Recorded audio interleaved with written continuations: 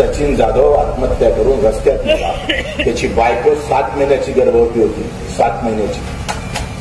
तेव्हा टाळ्या वाजवायचा विषय नाही आला ना आलाय का मला थोबाडचे. तेव्हा टाळ्या वाजवायचा विषय नाही आला ना आलाय का मला थोबाडचे. तो सचिन जाधव आम्ही तो परभणीचा त्याच्या घरी जेव्हा आम्ही गेलोय ते सोयाबीन 3400 रुपयात विकावं लागले. 3400 रुपये. 5000 रुपये आम्ही पाहिजे. आमच्या सोयाबीनचे भाव जाहीर झाले होते.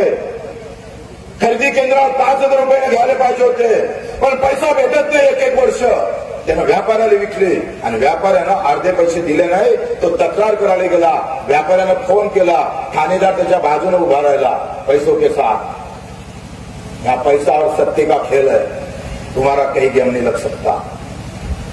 येता येता चीड मनात आली, संताप होता. पॉयझनची बॉटल घेतली.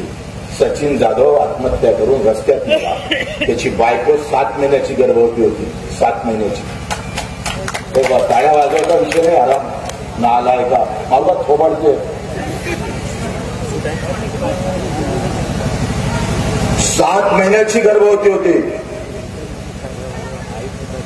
7 महिन्याच्या गर्भवतीनं आमच्या बहिणीनं आत्महत्या केली. पोटात 7 महिन्याचं बाळ होतं. मी गावात भेटायला गेलो.